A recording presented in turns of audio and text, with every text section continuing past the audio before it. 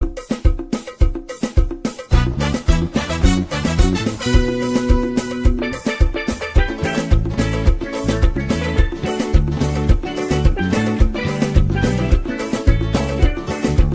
is your chance to hear it, so let her tell it. People on the streets say Sabrina speaks.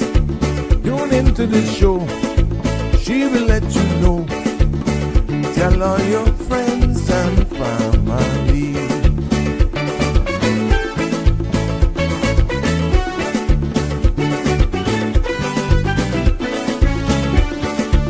Real talk is no joke.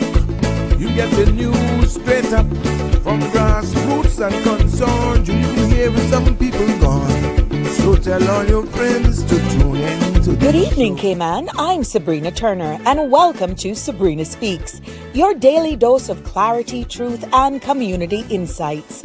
Every weekday from 5 to 6:30 p.m., we're tackling the issues that affect you, from national headlines to grassroots concerns. Whether you're in traffic or winding down your day, this is your chance to hear it straight and speak your truth. So buckle up, Cayman. We're not holding back. This is the show. We gotta let you know. Now we got to go.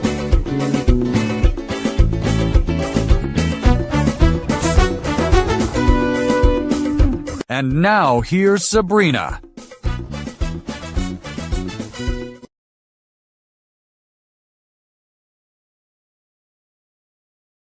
Hello.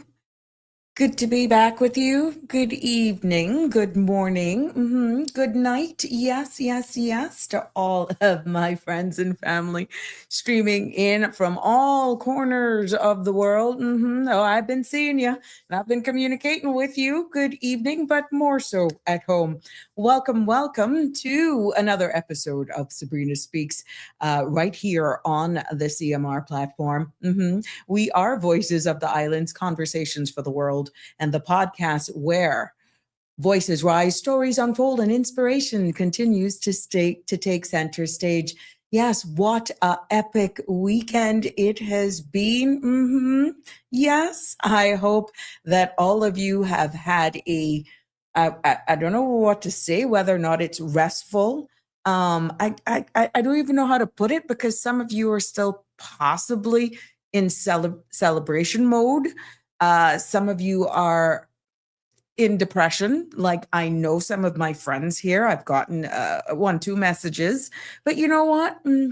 Like this common saying, you know, how, especially from Jamaica, they say hush.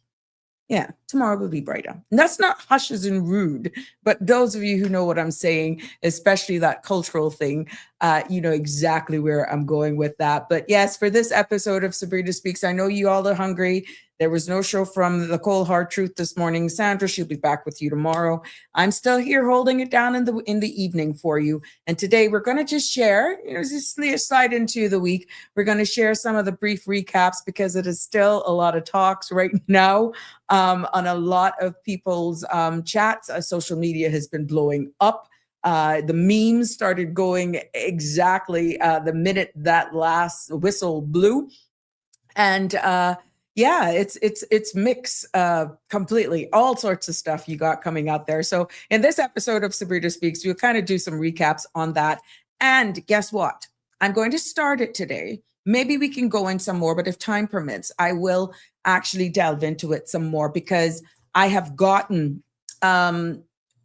approached by a number of persons. I was out and about this weekend. I was out and about this weekend, and a couple of people approached me. One person actually showed me an email that they got on their device from WORC that was telling them that they needed to do an annual declaration. Now, knowing this individual personally, I was like, what? But I had heard rumblings during the week about annual declarations and human resources department stressing and sorry, just let me pull this up.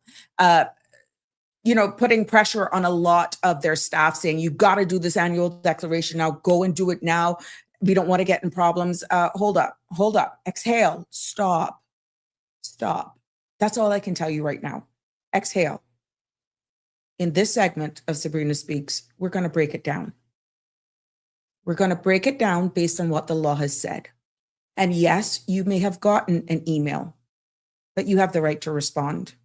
If you got that email and you are the holder of any certificate, RERC, spouse of Caymanian, spouse of permanent resident, civil partner, right to be Caymanian, RERC holder for being the parent of a Caymanian child, and that was granted, let's say from 2024, 2019, 2020, before May 1st of 2026, stop. We're going to explain that to you a little bit more on this, but you have a right to respond back to the email, but I do not want you running down there, going to pay a fee, going to file an annual declaration, because you're not. You're protected. But stick with me this evening on Sabrina Speaks for another informing, engaging, and yes, information sharing with you as we buckle down into another hopefully exciting episode of Sabrina Speaks, kicking off this new week here in July. And for all of you who are going off to the US right now, you know, especially Florida, those sales are on, zero tax for a month, kicked off today. On school supply stuff, from laptops to pencils, crayon, binders, you name it, anything for back to school. That kicked off today. And I know a lot of you, we've gotten, hey, look at the deal that we're getting here coming from the Cayman Islands, because we got that $1,000 thing, thanks to our government for giving us that. But also, if you're over there for an entire month, effective today, especially in the state of Florida, you can go and you can purchase back to school supplies, no taxes on all of those stuff. So stick and stay with me today for sure.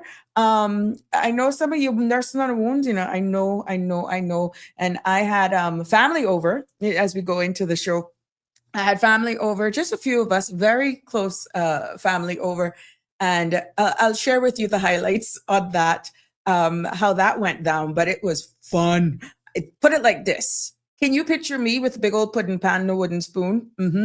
Yeah, I had to pull it out, but I was actually getting at family. I was really provoking family in a nice way, but it was really good. We came to one conclusion though. Any future games like that, we cannot go out in public. We have to stay in our personal space. That's how badly behaved we are. But please do remember to continue to follow, share, like, and subscribe so you don't miss an episode of Sabrina Speaks. And yes, it's not hard to find us when you do that. It is also good to hear from you here. And I want you to get your feedback as well. It should be if you were one of those persons who have received, or your human resources department is just stressing you out, saying you got to do this annual declaration. But yeah, I want to hear from all of you here this evening. But before we go into all of the recaps of this weekend's highlights and all that sort of stuff, please remember the views expressed by callers, guests, and online commenters are their own and not those of Bridge Media Limited and its affiliates, the Sabrina Speaks show, or the host. This program is for general information only and not a substitute for legal, medical, financial, or professional advice. Now, all participants are reminded, however, to speak responsibly, respectfully, and any content that is defamatory, discriminatory, unlawful, or harmful is strictly prohibited and will not be endorsed or tolerated. By continuing listening, streaming, whatever platform, however you're hearing me live, yes, that participation implies acceptance of this disclaimer. And the number, should you be thinking, well, how can I join in on this live conversation? Or even send her a WhatsApp. You can do that. 345-936-8255 to WhatsApp or join in live on the conversation. So yes, as we see you continuing here to Bill and come, I see my numbers coming up here and commenting, which we love to know that you're all here. I see you, North Carolina love. What did you do? Are you weeping and mourning, or are you celebrating? Which one are you, North Carolina love? You know who I'm talking to. Before we get into the shout outs and birthdays and all of that sort of stuff and picking at some of my diehard commenters here, giving them their moment because we appreciate you. And of course, our content creators in Bloom, we got some beautiful images to share here with you this afternoon as well. Let's take a look at what's happening with our weather forecast. Compliments of our friends there at the Cayman Islands National Weather Service, letting us know what to expect for tonight and into tomorrow. We see where the forecast, the synopsis is calling for possible showers that can be expected as a low-level trough coupled with favorable upper-level conditions are affecting the Cayman area. Now, light to gentle winds and seas are expected due to the slack pressure gradient, and radar imageries are showing some showers south of Grand Cayman that are drifting northwest, as well as stationary patches of showers to the southwest of the sister islands. For that, our forecast for this evening and into tonight is calling for tonight, partly cloudy skies with cloudy spells and 30% chance of showers with possible thunder. Temperatures will fall near the low 80s. Winds will be east to northeast, 5 to 10 knots. Now, seas will be slight with wave heights of 1 to 3 feet. And tomorrow, the forecast is calling for partly cloudy skies with a 20% chance of showers and a light haze, mainly during the afternoon into the nighttime. Temperatures, however, will rise near the low to mid 90s with a heat index of 107 degrees Fahrenheit. Now, winds will be mainly easterly, 5 to 10 knots, and seas will be slight with wave heights of 1 to 3 feet. There will be a low tide at 10:04 p.m. this evening, a high tide at 2:56 a.m., and another low at 9:57 a.m. tomorrow. Sun will set this evening at 7:04 and sunrise tomorrow morning at 5:59. Now, the outlook is calling for a light haze that is expected to intrude Tuesday afternoon ahead of a tropical wave that is expected late on Wednesday, when there can be an increase in cloudiness and showers with possible thunder through Thursday. There you have it. God knows we don't need any more dust. I'm hoping this forecast holds and that for sure we will get some rains coming through very shortly to kill all of that. Now let's take a look at what's happening and what has made local news here on the Sabrina Speaks show here for this evening, Monday, July 20th. Starting with local news. We see where agricultural officials have confirmed a highly contagious poultry disease on several farms across Grand Cayman, prompting stepped-up surveillance and preparations for a vaccination and biosecurity campaign to protect the island's poultry industry. Now, authorities says the situation is being closely monitored, and farmers will receive guidance as enhanced protective measures roll out. Now, the goal is to contain the spread quickly and safeguard local population. What you're seeing here on the screen is what is to be identified by those farmers and how the symptoms and signs of lesions of the infections can appear on those chickens. We also have locally that the police are investigating a death of a woman found unresponsive on Friday afternoon at an address off Batabanu Road in West Bay. Now, emergency services attended and she was later pronounced deceased by the attending doctor. The Royal Cayman Islands Police Service confirms the woman was a 30-year-old Canadian national residing in Cayman. Officer says the matter remains an active investigation and have extended condolences to her family and friends during this difficult time. In other news making Cayman, Sabrina Speaks headlines for this evening, we see the Jamaican consulate in the Cayman Islands is reminding parents that if you are a Jamaican national and your child is born here in the Cayman Islands, there is an important requirement to follow. Your child must first obtain a Jamaican citizenship before becoming eligible for a Jamaican passport. Now, they are encouraging you for guidance on the citizenship application process. The consulate is encouraging families to get in touch directly with them, and more information can be found on jaconsulateCayman.org or by calling 949-9526. That's 949-9526. We see the National Roads Authority, together with the Ministry of Planning, Lands, Agriculture, Housing and Infrastructure, is advising motorists to schedule nighttime paving on Shamrock Road between Pedro Castle Road and Savannah area. Now works run from Monday, that's today, July 20th through Wednesday, the 22nd of July, beginning each night at 8 p.m. and continuing until 4 a.m. The area remains an active construction zone, and drivers are urged to slow down, observe the 25-mile-per-hour speed limit, and stay alert for construction crews. Large trucks and heavy equipment will be actively in this area. The Ministry of Planning, Lands, Agriculture, and Infrastructure, along with the NRA, wants to thank the public for their patience as these essential upgrades are completed. As we wrap up the local segment here today, the Lions Club of Tropical Gardens opened the new Lionistic year in worship at First Baptist Church, where Pastor Bentley delivered a message titled Looking Up from Brokenness. Now, his reminder to serve with compassion and hope set the tone for the year ahead. Members say they have left renewed and ready for another impactful season of service in the community that they serve. Congratulations on them. And I'm wishing them all the best. Although, you know, I got a special place in my heart for these guys. Let's take a look at what's happening regional here this evening. Yes, because authorities in New York today took a suspect into custody after an incendiary device detonated outside a federal building that houses multiple agencies, including ICE and the FBI, along with Immigration Services. Firefighter says 4 people suffered minor non-life-threatening injuries and 1 taken to the hospital. Sources describe the suspect as an anti-ICE activist who arrived with a cart displaying the message of ICE off our streets. A federal protective service officer swiftly tackled and detained the individual, sustaining minor injuries during the incident, and according to the Department of Homeland Security. Also out of the U.S., we see where the U.S. Food and Drug Administration says that new data points to shredded iceberg lettuce from Taylor Farms in Mexico as a likely source of the ongoing cyclosporiasis outbreak.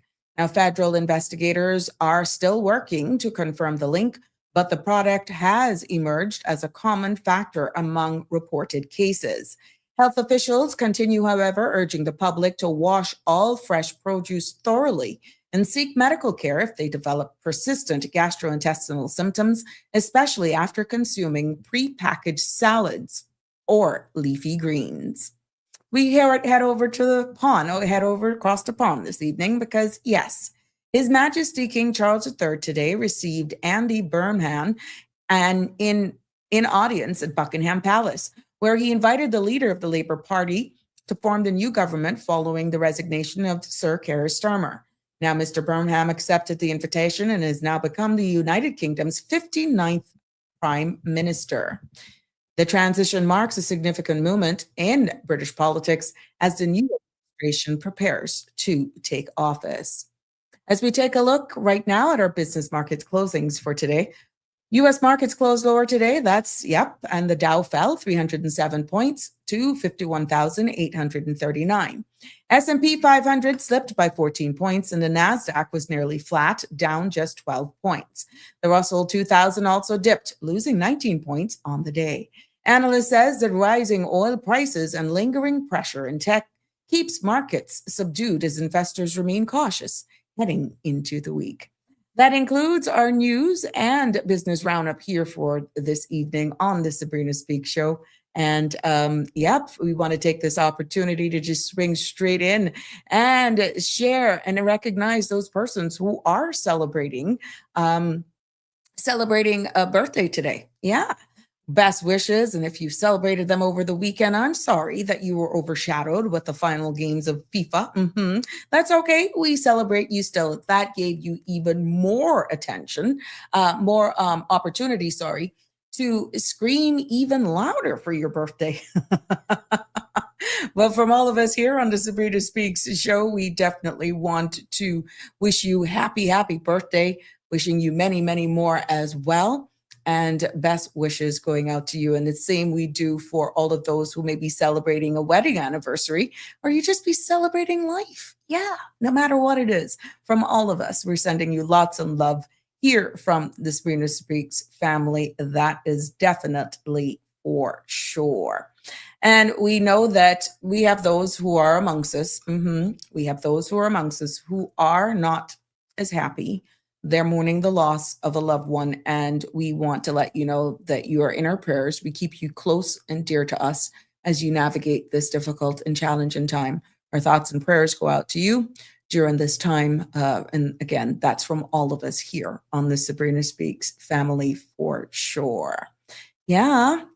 Let's see what's happening on the community, because there's some information that I got to share with you, from updates to even the closure of temporary dock closures. Kimmabrack, be aware, Kimmabrack family and friends. The general public is advised that the temporary closure of the Cemetery Parent Scott's dock launch and ramp, and that's going to take place tomorrow through Friday the 24th. Now, please note that this closure is to facilitate ongoing necessary maintenance of the ramp. And should you need more information, that's over there in Caymanbrack, you are encouraged to call 948-2237 or the District Commissioner's office at 948-2222. So please note that this dock will be not accessible starting from tomorrow, and that runs until the 24th of this month for necessary repairs. And look, remember this auction, CBC, yes, Customs and Border Control Service will be hosting a public auction on Saturday, the 1st of August from 10 until 2, and that's going to be at its headquarters in Owen Roberts Drive. Now, what is expected of this auction is that there will be a wide range of undeclared and seized goods that will be available, including electronics, clothing, school supplies, automotive parts, cosmetics, and home and fitness items. And all sales, you're reminded that all sales are final, with full payment required immediately by cash or approved cards, okay? And what this auction is saying is that successful bidders must remove purchased items immediately. CBC says that the auction offers the public a chance to secure useful goods at competitive prices. So this all goes down on Saturday, the 1st of August from 10 until 2, and that's at their headquarters at 42 Owen Roberts Drive, right here in our capital, Georgetown, Cayman Islands. Another interesting thing, RIC to our residents of Red Bay and Prospect, but more so for those right now that this is going to be an active zone. You're going to be seeing a lot of works going on here. And I'm talking about the Eddie Sanchez Park, and that borders Prospect Drive and Victory Avenue. Now, there's going to be some works that is going to be ongoing there, and the public is encouraged to, once you're in this area, that you're going to see some heavy working going on there, meaning, excuse me, they're about to do some upgrades and finalize this park. Now, what is expected in here is that they're going to be preparing this park. This is the outline here that you can see. It looks like a wishbone, like a dog bone, but you can see, you can access this from Prospect Drive and Victoria Avenue. So what they're going to be doing right now is they're going to be placing facilities. It's going to be a multi-sports court designed for pickleball and basketball. Now, this new court will be enclosed by, and hopefully, a durable and commercial grade chain link fence as for security, okay? So what they're going to be doing anytime right now, which is why you're seeing all of this machinery there, if you live within the area or just going across, is that they're removing the topsoil in order to prepare the place, as the asphalt then will be put down. And then this work will go into straight into September. So there's lots of stuff that's going to be going on here. But the good thing is that this is going to be a place where there's going to be a pickleball and a basketball court. This has been ongoing, oh my God, for so much years. I know that the Red Bay Prospect Community Group and all the residents within the Prospect Park now remove political boundaries. They must be so happy to see this get on the way.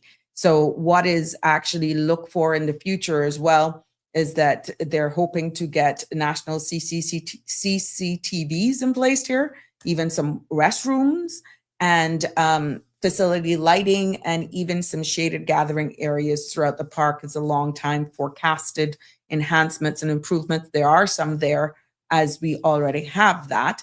But right now, what is active and what you're seeing going on there is to put down this pickleball court and a court for multi-purpose, including that of a basketball. So congratulations for all who continue to advocate for this, and definitely for the Red Bay Prospect Community Group for not easing up, and definitely looking forward to bringing this into fruition, because it can bring so much to a space and definitely a community.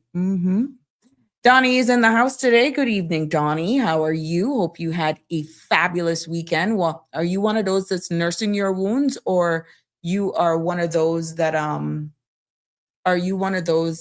is just celebrating? Some of you are afraid to say, and I can understand why. Oh my gosh, I didn't realize people would get so emotional and so caught up into football. Oh my goodness, you got to almost be careful what you say, definitely. And Dawn is sharing with us some beautiful flowers for today. Look at that. Look at those beautiful orchids that she has shared with us. Go girl, I see you. Donnie is sharing beautiful orchid bloom today. And yes, I know you may not say, well, where's Connie? She's normally the first one. Connie is stuck in the office, but she assured me she's listening, and it didn't stop her from providing her beautiful flower of the day as well. These two ladies are my content creators. Look at her. She shows up. These two are my content creators in bloom, really loyalists, like so much of you as well. Who constantly show up here. And for those who even give us and share sceneries with us, we appreciate you as well. And we love sharing them. So Alfred Reel must be chowing down something very heavy. He's gone very quiet, or he's just still trying to come up from that carne asada that he shared with us. Yes, North Carolina love. Good evening to you, my love. My team Spain won the World Cup. I'm so happy. You know what? I'll save something. I'll come back to that in a minute for what I'm realizing here, specifically here, in the social media space. I'll say something what I'm seeing, because I thought it was Argentina and then I thought it was Brazil. Well, maybe it's because now you had to choose between the last two, but I still, let me see something. Let's see.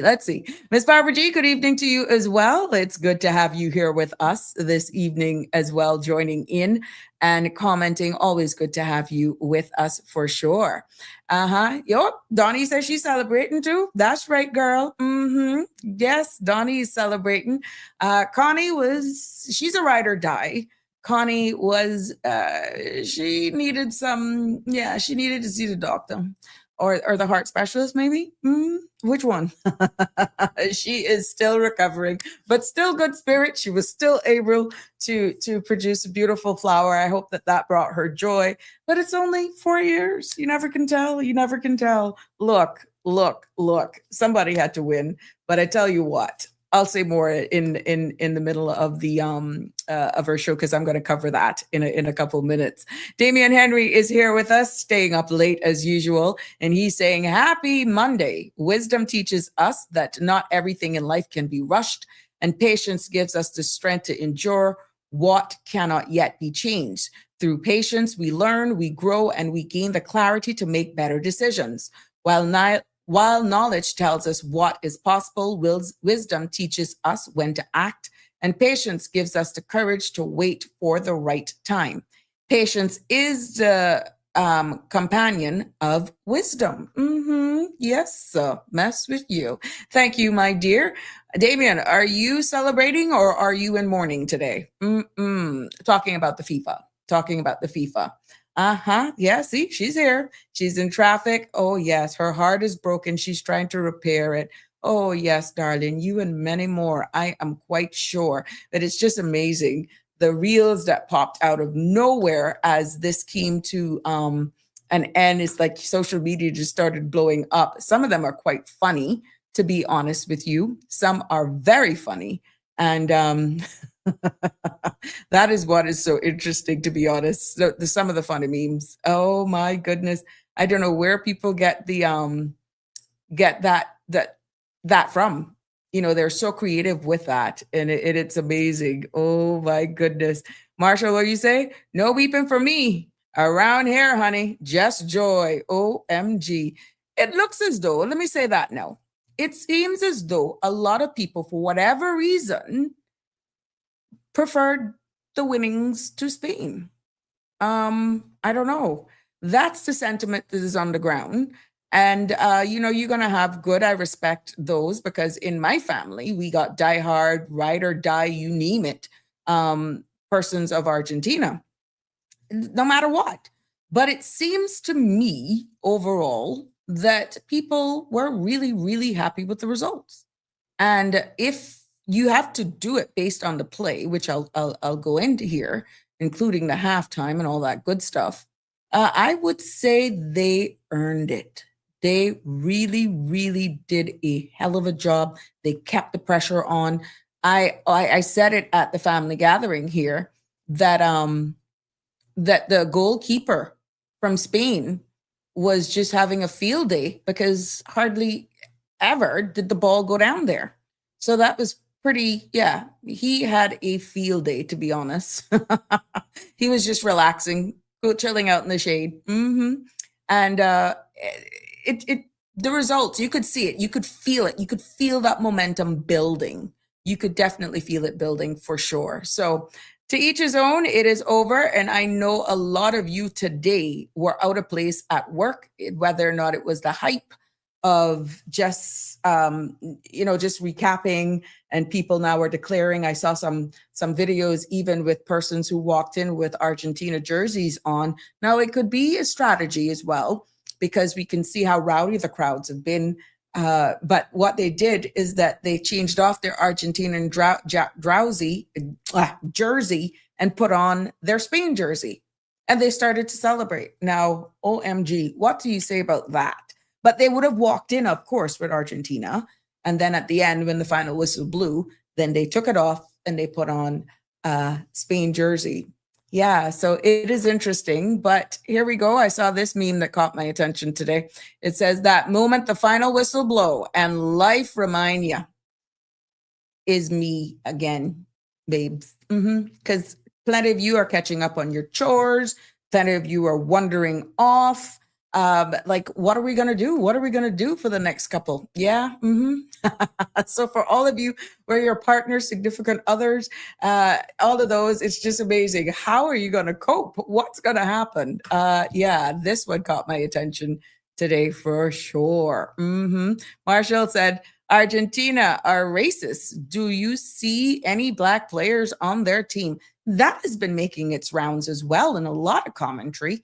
To be honest with you. And more and more you're coming out. But, of course, with games like this, you'll have the good side, you'll have the bad side. Where was all of this prior to? So, yeah, but that is very profound. That's making its way. Obviously, the algorithms is picking up about this statement that Marshall here is making.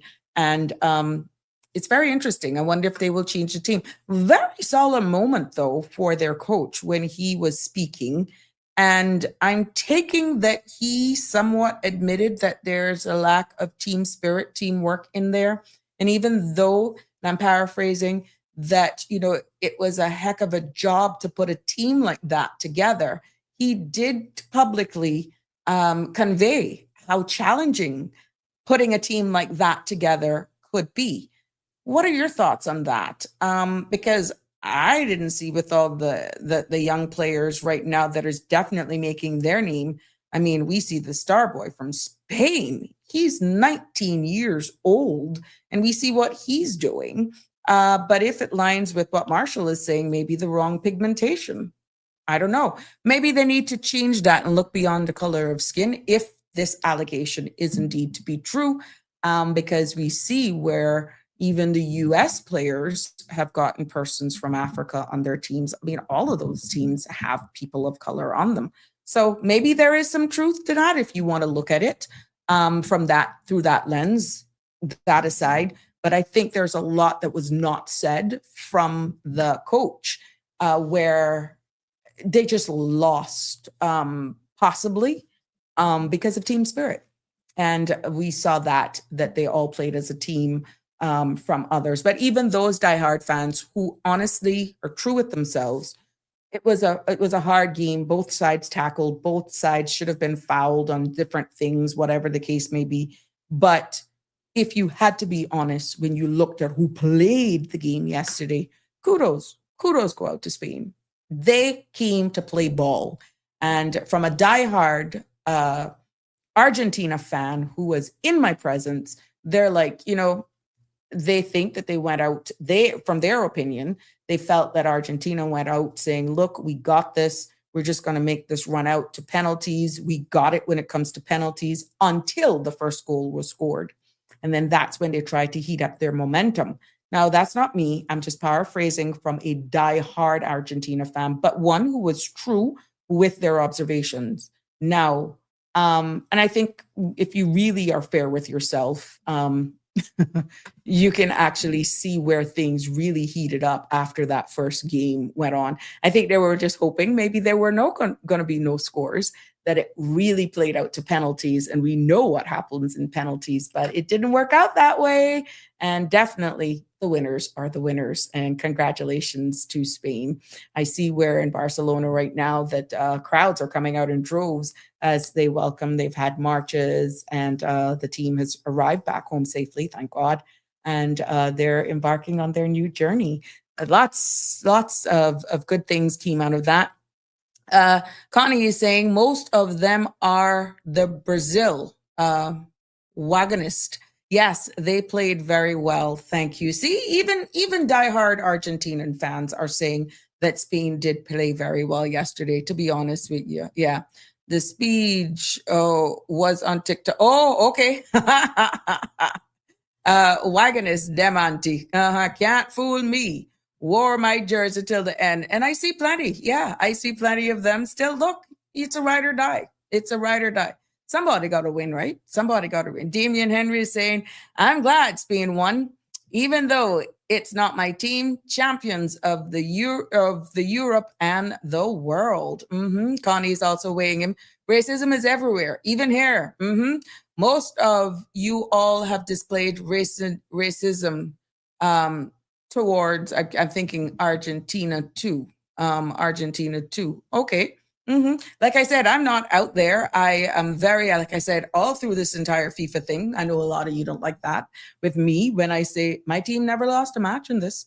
Nope. And it's because I respect it. It's like religion and all that sort of. There's just certain things you just don't get into. Oh, let me share a joke with you. I was in Cost-U-Less on Saturday.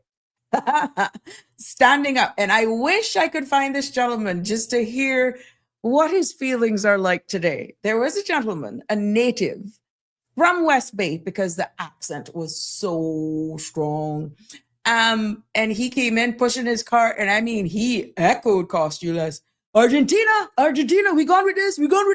I mean, he had the, hey, let me tell you something.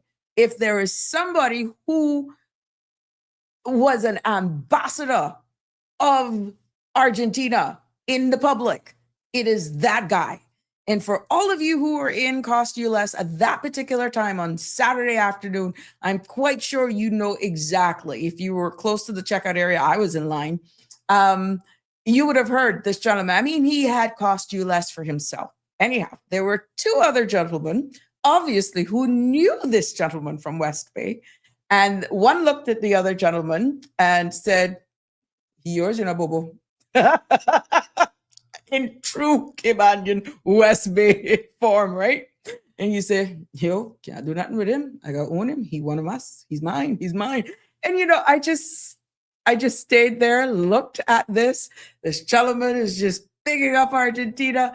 And out of all that was going on yesterday, when I saw Spain won, the first person came to my mind was that man from West Bay.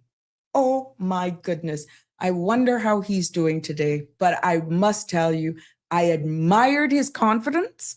That was his team. There was nothing getting between the cart, him, and everybody, no matter what team you were on.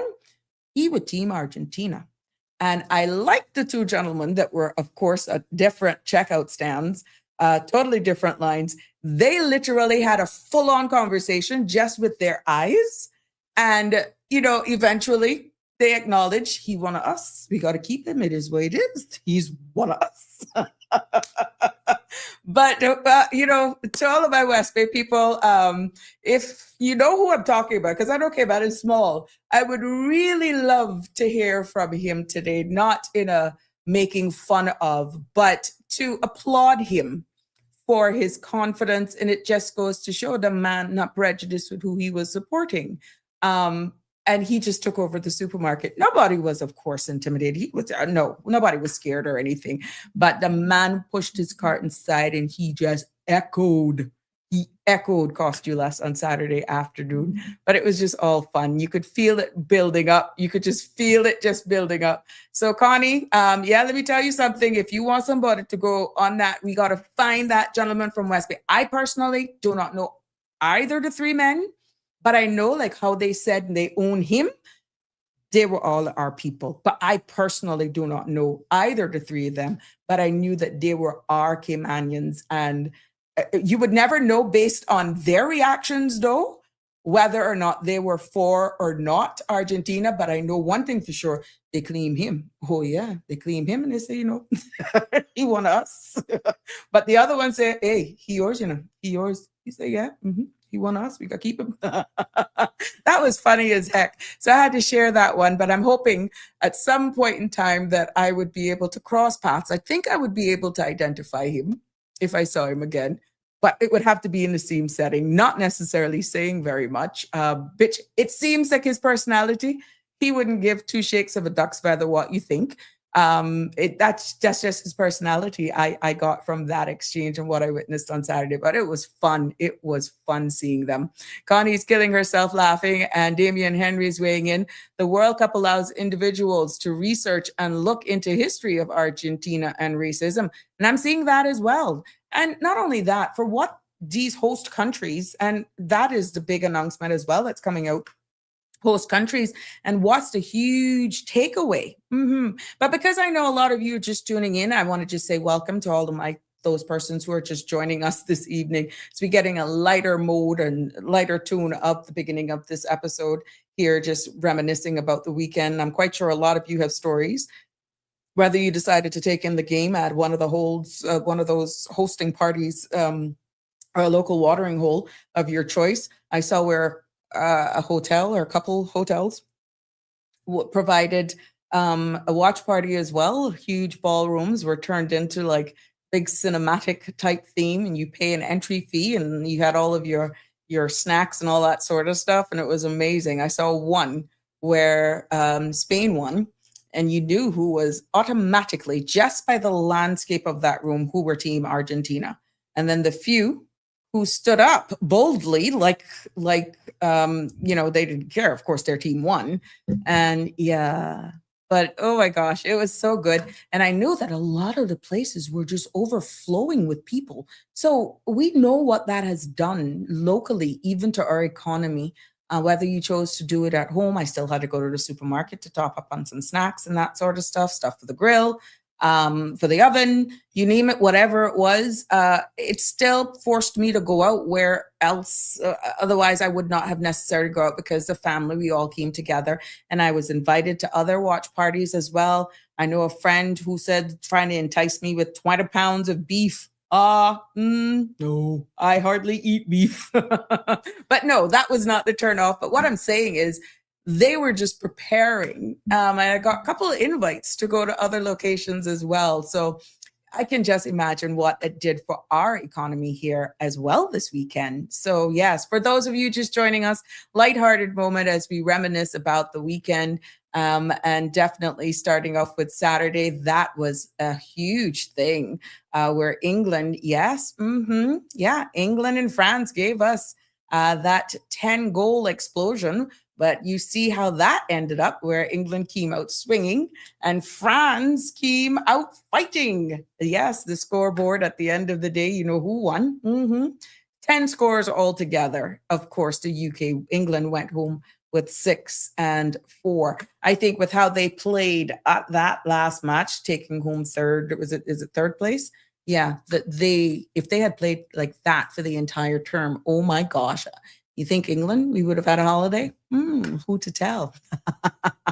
But that was something that if you wanted your heart to be pounding and all that sort of stuff, that match on Saturday was something, of course, that set the stage for Sunday's episode.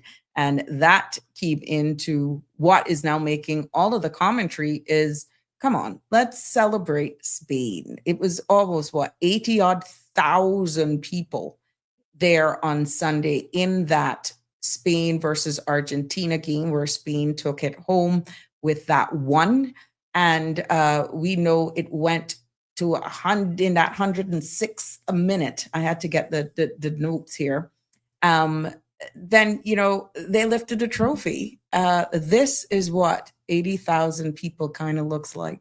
Do you realize that's almost the entire population of the Cayman Islands? That's exactly how much people were there. Now, conversation came up whether or not we could deal with that crowd personally, whether or not one could take in that kind of crowd. Oh my goodness, but these are real pictures. And that is what it looked like for different vantage points of that stadium yesterday, of all of those persons taking in that game. And then, of course, we see where the World Cup, has brought, and all of the prizes and gifts were actually awarded. And that golden ball, of course, each person I'm seeing got this. And of course, the ring, we did an entire segment on the ring. Each player got a ring.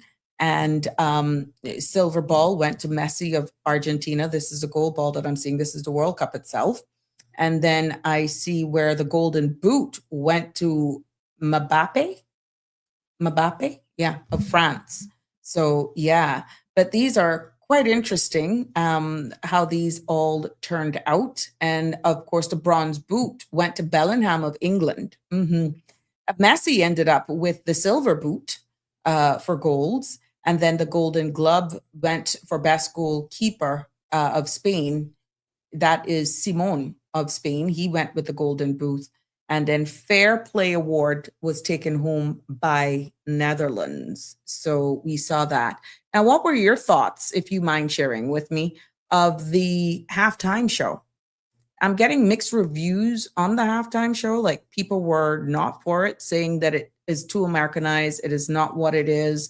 And then, wow, the national anthem that was sung. Oh my goodness, what a pair of vocals there that we saw on display. So yeah, people, I'm getting mixed on that, on the national anthem sung by Jennifer Hudson. And not everybody was too pleased with that. Not the anthem, but the halftime show overall. So yeah, but we saw where Shakira, we saw Justin Bieber, and even Madonna participating in the halftime concert. And, that's the time that you top up on your snacks, whatever beverages you were doing. You just talked about all sorts of stuff, and to not give away too much secrets. The conversation was just so comical here at home with family. We just laughed. We went from one thing to the other. It just showed exactly the type of crazy family that I have. And of course, at the end of that, look there, those flags are waiting for the 2030 World Cup. Will be hosted by Morocco, Portugal, and Spain. They were announced, and with special, they're going to have special matches also in Uruguay, Argentina, and Paraguay. And that's in celebration of their continental celebrations of 100 years of football. So in addition to all of this, There's still so much more that's to look forward to, but the host country is definitely one that will be waiting for 2030. Now, a lot of conversation I saw come up as well in regards to what each country takes home. And I'm going to give you this quickly before I go into the annual declaration conversation, which I know a couple of you are waiting on to hear that clarification. But the Spain winnings is US $50 million. And that is the official FIFA prize money. They also take home the World Cup trophy, global prestige, and they get this whole renaissance and welcome naturally back in their home. Now, Argentina earns about 34 million is what I can find as runners up. And even England took home 29 million for 30 for coming in third place. And France earned themselves a good old 27 million for coming in fourth. So it's not like these teams didn't really go home with anything. And you know how it is right now, because we saw where Norway is getting attention, Cabo Verde is getting a lot of attention. All of these countries that you really never heard about, they're getting all of this attention, and tourism interest, even on social media, has skyrocketed. But definitely Holland has won the hearts of many. Cabo Verde as well has won the hearts of many. And now that Spain, after 10 years, 2010, I think, was the last time that they won. Now they have taken it back. And you know what that can do for their national impact of Spain. There's going to see now a huge surge in youth football participation. And their pride, I'm hoping, has been restored and renewed in that national pride. And here we go. Just because of this money, they can show, and hopefully will have an increased investment in football development there. So there you have it. And those were the awards, what happens, and all of that good stuff. So it's going to be a very interesting 4 years as we find our feet, but I'm understanding that there's a Euro game and other games and all that sort of stuff that takes place. So I'll definitely be following it. I have one of those that caught the bug. I never used to follow football until this World Cup. So I don't know if it's maturity. I don't know why it is. But your girl has followed this one for sure. We got a caller. Good evening. Are you nursing your wounds, or are you hoarse, or just trying to get back your voice from celebration? Which one are you? Well, neither one of those, because, this is one match where I didn't care much. It doesn't sound very good.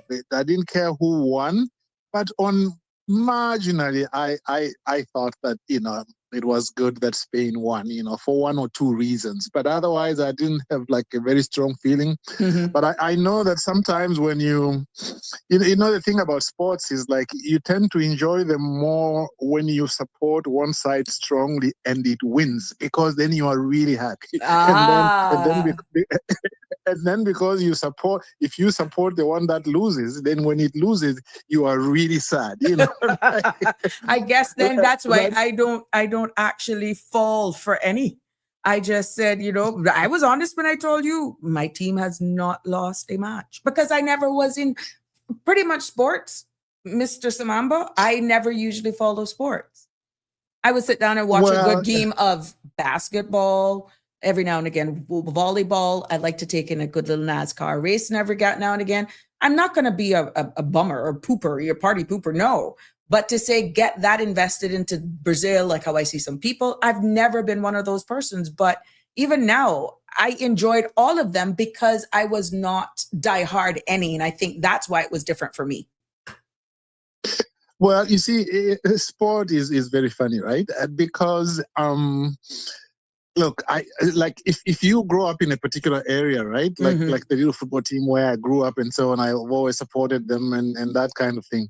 But it's very funny sometimes you can join a match and you are watching it on TV and you do not even know who is playing. It might be one of these insignificant matches. But within 10 or 20 minutes, you will start supporting one side. You will say, well, I like the ones in blue. I like the one. Right. I mean, it's almost illogical. There's just true. a certain thing. Yeah, it's really, really interesting. I mean, what we try to avoid, of course, is to. I know somebody, a friend I used to have in the British Virgin Islands.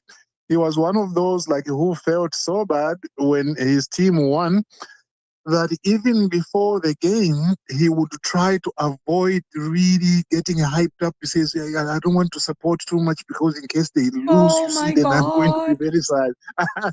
This was a man who was already in his 50s. You know, I thought by that time he would have he would have learned how to control Cope. his emotions. You know? Oh my God. No, but I gotta tell you the truth. For somebody who really did not have a side in what you described is exactly how I ended up being as I watch each match. And Yeah. it's amazing. Your heart skips a beat. And then because by then emotionally you're getting connected based on how that one is playing and da da da da da. And then you see them, oh my Yeah. God. And then your emotions go up and down. And I'm like, oh, Well, this is why I do not go die hard on any one country. No, it'll kill you.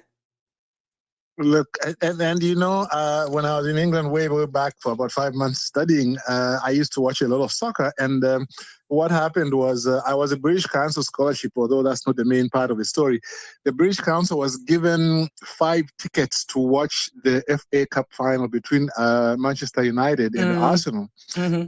And so what you did was there were like 800 British Council scholarship students. So basically you put in your like a ticket to, like it was a lottery. They said, okay, those of you who want to go to the match, you just go and sign a little form and then they'll put it in the box, and then the 5 which will come out of that, about 800, then will go to the final.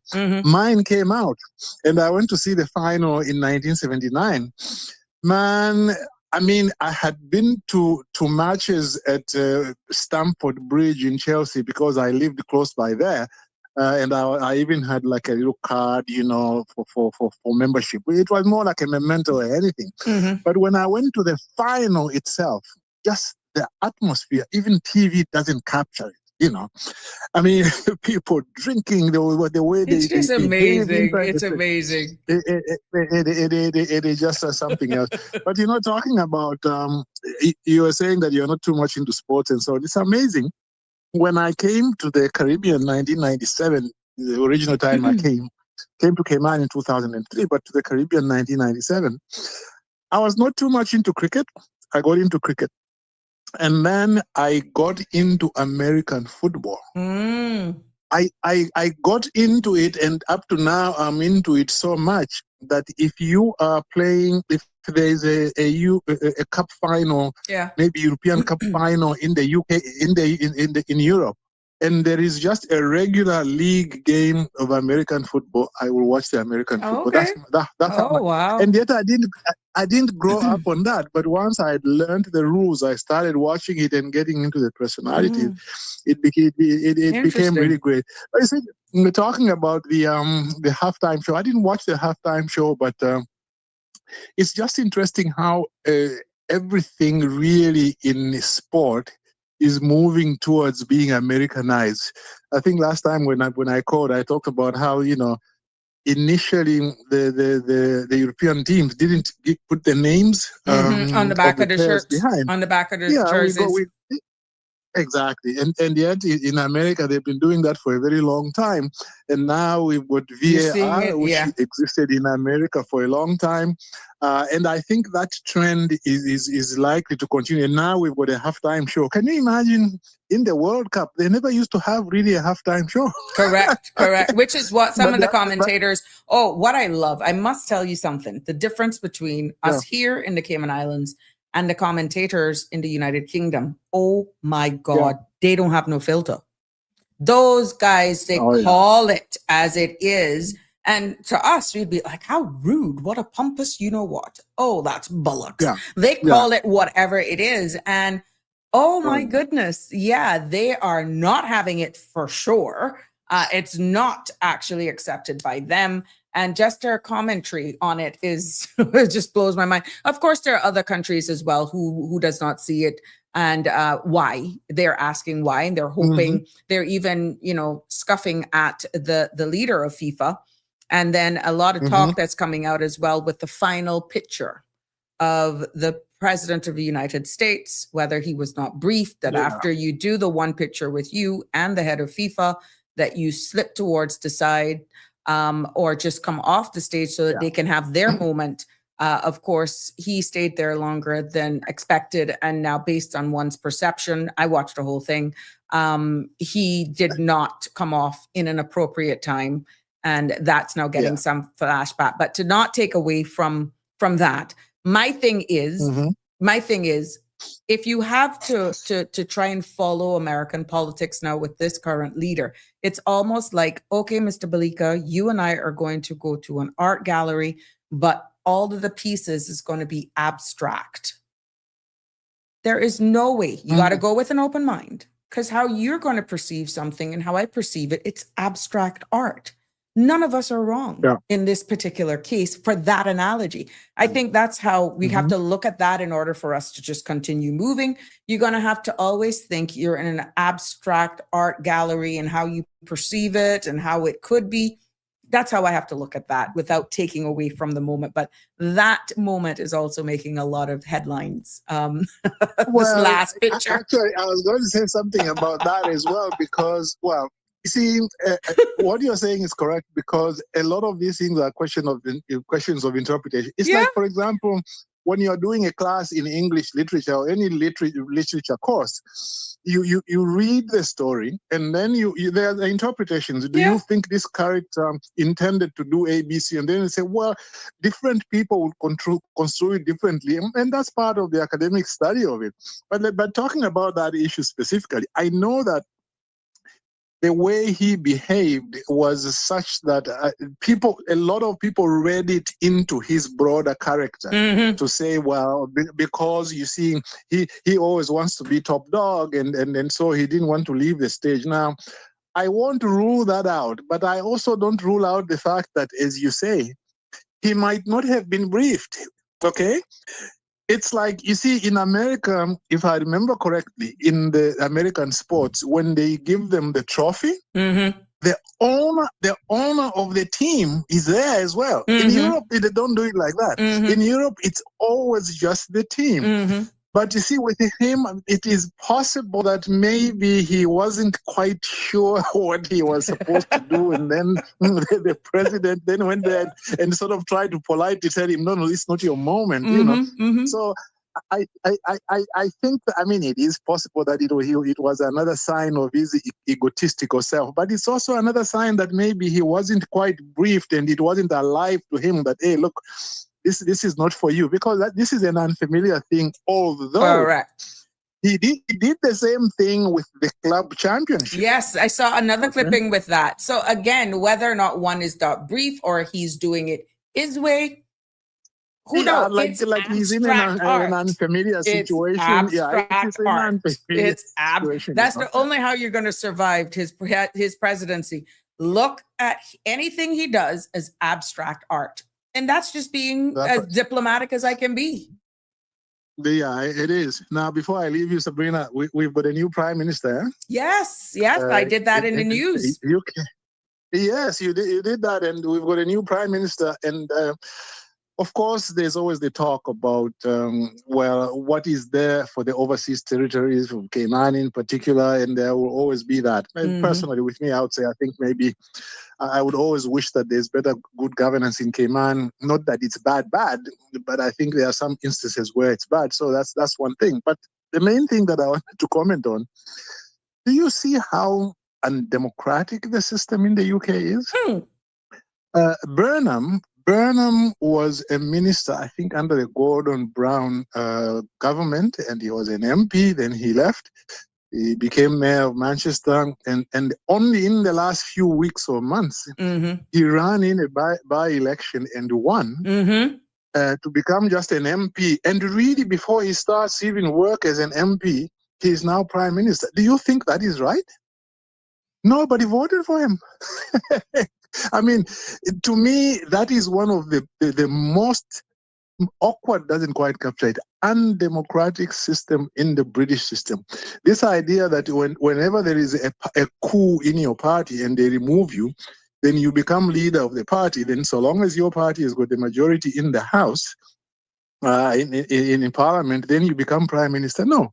And I think in the Cayman Islands, I think we are thinking about the right thing. In that, I know James Whittaker put out something Yeah, some an time back, article. and Hmm. an article about that, because his view also was that if I remember correctly, that the prime minister should be directly elected. Okay, but he went so far, I think, as to say that even the ministries should be decided, like the portfolios they take should be decided in an election. I don't know if I remember that correctly, but I know Oh, that I it was can't a break it down. wide-ranging Right. discussion. But yeah, there was some, Yeah, it was a very broad thing. And I think the yeah. takeaway from that is don't do what Mhm. they're doing. Don't have a Exactly. You system see, like because what the UK has. Yeah. Exactly, and I think that's good, because I also don't agree with this system where well, they've got even some presidential systems where the president is elected by Parliament Hmm. and all that. And even in America, I don't even agree also with the American system of electing a president, although that's a little bit better than the UK.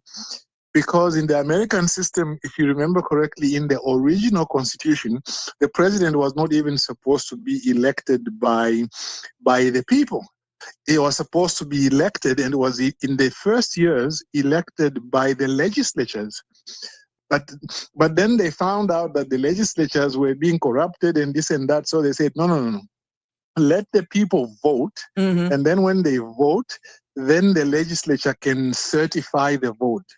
Okay, and so we don't usually think of that in the American system, but actually that's the way, that's why the legislatures have to certify the vote, because they are the ones who still have the power to elect the Right. president. But they decided to do it that way. But even that, again, I don't agree with. I'll close on this.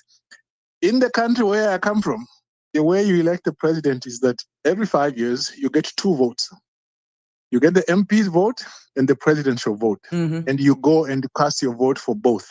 And the presidential vote, the way it is counted is not like by way of electoral college, which is translated into the number of electoral votes, but it is counted as one vote. So they will say a person who got 4 million won. Okay, so that you can never have this idea that you won the popular vote but you lost the electoral college. Extra. This can never be. Yeah. I think that's the case. Very But interesting let me commentary. leave you there. I'm going to Yeah. bring about something that's going to probably spark your interest, but I want to about the annual declaration. People are receiving Okay. WORC emails, but hold on, because there's a commentary relative to in relation to what you're saying. He will be replaced soon, Okay. as they always have dirt on each other or breaking protocols. Damian Henry hits a nail here on the head, and he's actually living in the UK right now. And Mm-hmm. I think what has happened, based on how at the end of the day he was actually put into office, and how prime ministers are very short-lived. One trip up and he's going to probably be just as short-lived. I'm hoping that that's not the case, because God knows the UK is asking for stability. But if he replays the accounts that you so nicely articulated as to how he's now been appointed, where is democracy there? And I feel at the end of the day, once the dust settles and people accept this, it's up to the people to decide whether or not their democracy has been eroded, has been totally moved, pulled away from them now. And as you rightfully say, as long as you have the numbers, once you're elected, you're in. I don't think it's going to, there may be some celebration here for a short time, but I'm quite sure this will come back up as a very loud, or we will see headlines saying otherwise in short order.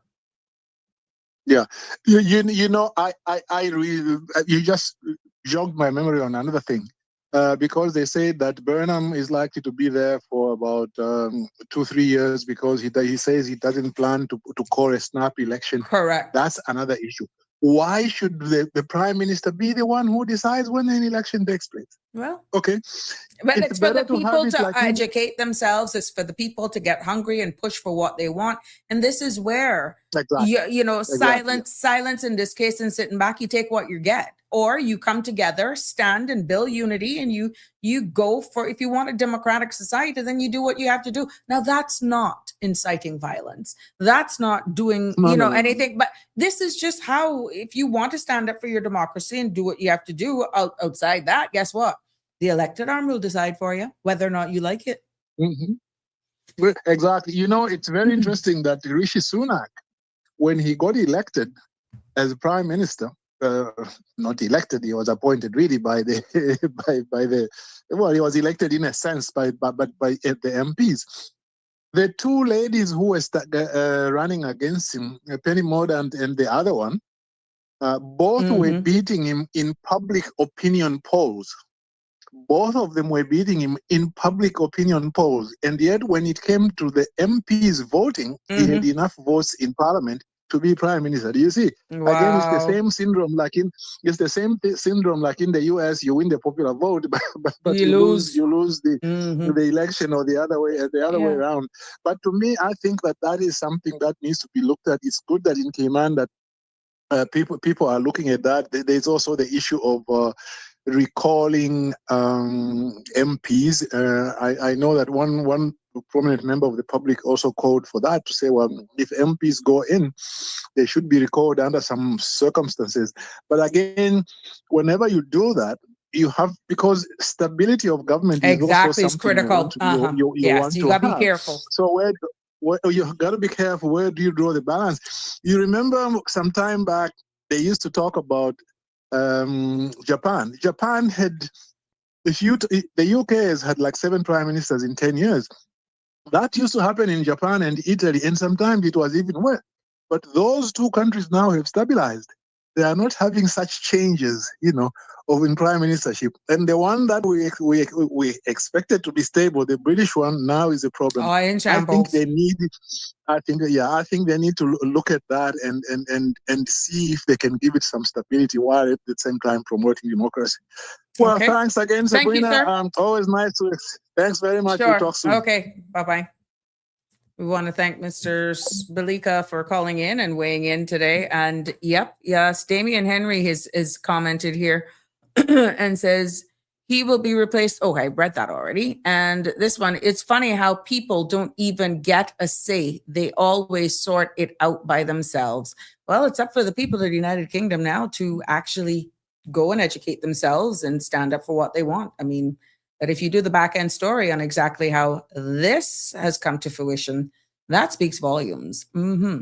Let's turn our focus now and go into the conversation because, like I said at the top of the show, I have been reached directly, more so over the weekend. But from last week, I've been hearing some rumblings. And what I'm talking about is the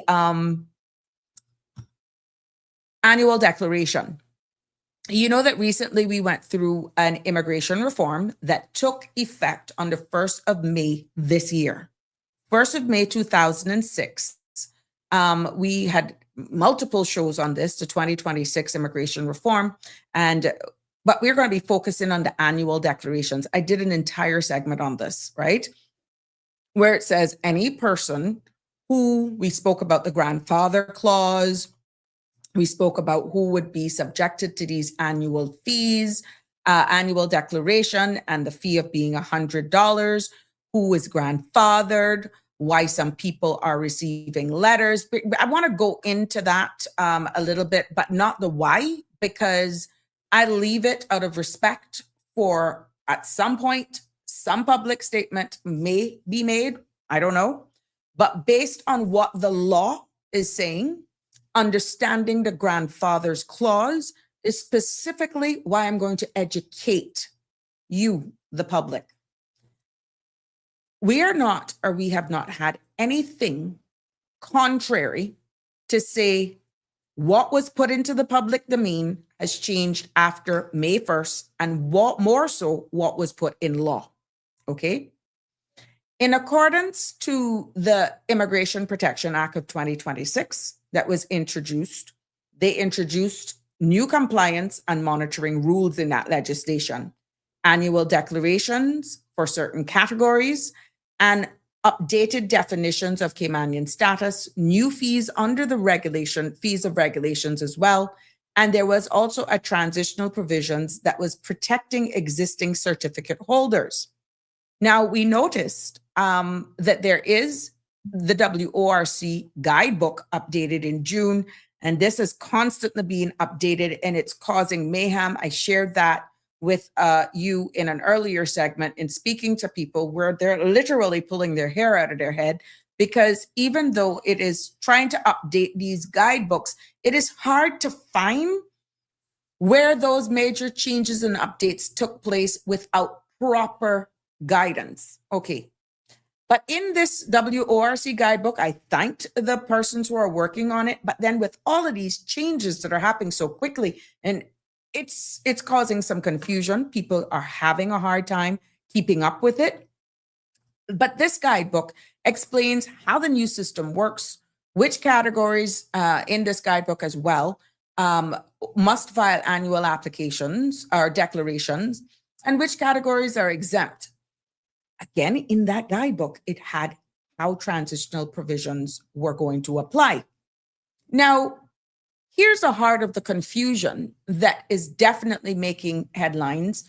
Human resources are pressuring their RERC certificate holders, even status holders, persons who are holders of RERC certificates. One I saw with my two eyes that were granted from 2020, they received an email saying, hey, you need to do an annual declaration and pay $100. I'm like, no, you're grandfathered in. What are you talking about? Hold on. This is the heart of the confusion. Okay. This is not to point fingers.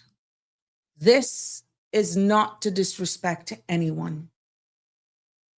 This is just breaking it easy, trying to be as diplomatic as I can to educate the public on what's law.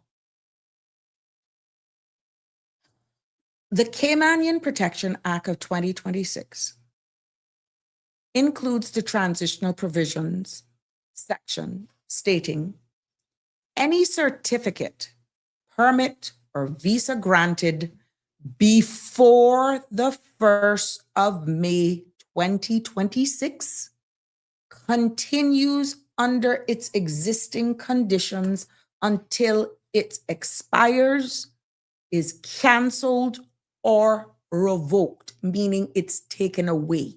Let me repeat that.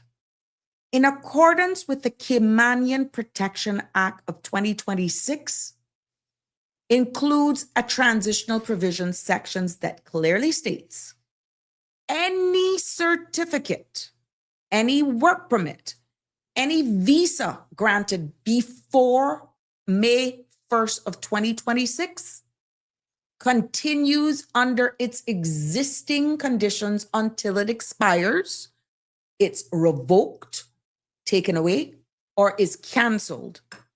And this, my friends, applies to RERC, parents of Caymanian child or children, RERC, spouse of Caymanians, spouse of PMCs, RERC, residence and employment rights certificate for other categories, permanent residence, right to be Caymanian, Caymanian status, granted before the 1st of May. What this means, my friends, despite you all incorrectly, because that staff right now is being pressured. And there's a little line that I want to use. Quality over quantity. In some of these mistakes, because I want this now, I want this now. No, that is going to possibly lead to some serious lawsuits if someone do not slow it down just a little bit out of respect for the workers who right now are under a lot of pressure. So what I mean when I said what I said in regards to these different categories, if you are already the holder of Caymanian status, all of those certificates that I mentioned, before the 1st of May of 2026, you are grandfathered into the system. Your certificate continues under the old law. the legal foundation that was granted to you under, you are not subjected to paying no $100, and you're not subjected to filing no annual declaration. Miss Sabrina, but we got the email. Errors can happen. If you get a letter, if you get an email, and you know you are the holder of a certificate a year ago, 3 years ago, 6 years ago, before the 1st of May, you have the right to respond back to the email and said, I've received this email telling me that I need to file an annual declaration and pay the requisite fee of $100, but I draw to your attention that my certificate was granted prior to, before the 1st of May, and in accordance to your law, I meet the requirements to have been grandfathered in, therefore not required to file such a declaration or pay such a fee. You humbly ask for them to revisit this communication and you await their response. Please, my friends, do not do it, because obviously it is an error. There has been no public laws that were changed that says otherwise. I personally have seen one letter, and I know that for a fact, that this receipt of this email correspondence telling this individual to come in and file an annual declaration when the individual has been the holder of a certificate that's 6 years old. That individual does not require any form of submission of a declaration, neither do they have to pay a fee. So if you find yourselves, and HR is telling people, there are some businesses where their bosses are pressuring them to go and file this annual declaration, do not fall for that. That is an error. It is a miscommunication, misinformation that is in circulation. And unfortunately, there has been some communications out of the very said department of WORC, and they can't speak on behalf of them, but from very reliable sources. Please, anybody who has gotten a letter or an email, just respond back. Do not panic. Do not run down there to file no declaration or pay no fee. If you know you were granted your certificates, your approval of status before the 1st of May. I don't know how much clearer I can get it. I'm not the minister. I'm not the director of work, but this is what I constantly talk about. Get ahead of the narrative. Just do a simple clarification.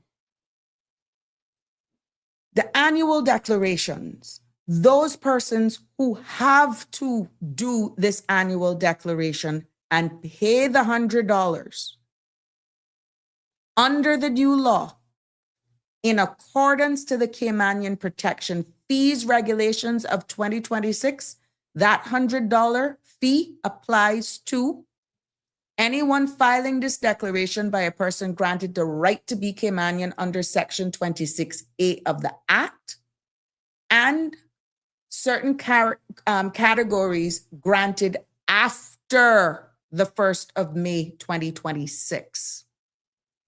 Yes, anything granted after the 1st of May.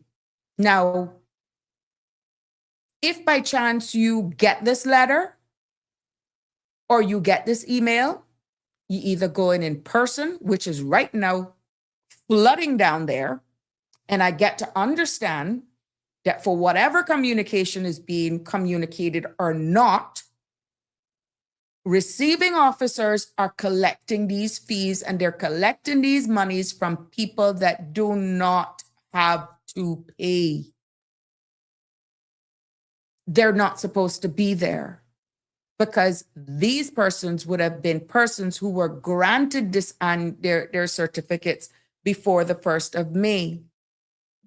The only ones who are paying anything are those persons, certain categories of RERC granted after the 1st of May 2026. Okay? So if you've received your RERC letter before the 1st of May, the law does not require you to file an application of a declaration. Yeah. Where I think this possibly have gone wrong, not speaking on behalf of anybody, please don't misread me, is that they are probably communicating the new system. Okay? And more than likely, they're using annual declaration as a universal check-in tool. Whether or not it's something that's automatically spitting it out, I don't know, but it looks as though the system is picking up grants before the 1st of May and therefore generating these letters that is just not aligning with what the law says. So even though you have gotten an official email correspondence from your official government, WORC, who is the responsible body for issuing that, if you know that your certificate was issued and dated prior to May 1st, it is not impossible for a glitch to have taken place. What is bad is if they're receiving money from persons who are paying this fee and they know that it is wrong. Well, I'm no lawyer, I'm not going to split it, but I will strongly suggest that anybody who has actually received a letter, that you seek legal guidance, be it you take it upon yourself to go to a learned attorney or a specialist in immigration law who is trusted and can advise you accordingly, or you take it upon yourself to go and speak to someone within the status and the permanent residency section as of today for clarification. But more than likely, if you've gotten an email, the easiest way right now for paper trail is for you to respond back to that email, pointing out the obvious as to when your certificate was granted, comparison to what the law is saying, and you're unaware of any legislative changes. So you are questioning them you're asking them to revisit their communication and kindly rectify their communication according to law. I know some of you may be a little intimidated. Some of you are nervous, but I can tell you there is power in knowledge. There's power in when you know. And I can assure you, with what's happening possibly behind the scenes, and out of respect for someone who used to do that job, the more informed the public is, the better it is for even the employees and the workers behind the scenes at WORC. Because right now, someone is going to possibly challenge this if this continues, and that is only going to possibly lead to lawsuits, and guess whose expense? Now, I stand to be corrected. Attorney General's chambers, should somebody challenge this, because it is happening. And if somebody can prove that they've received this, if someone can prove that they've received this, and there's no public official sources to say that you may have received a letter, knowing from us knowing that you were granted prior to the 1st of May, please check our offices to clarify. We have had some glitches in the system. Trust me, I don't know how.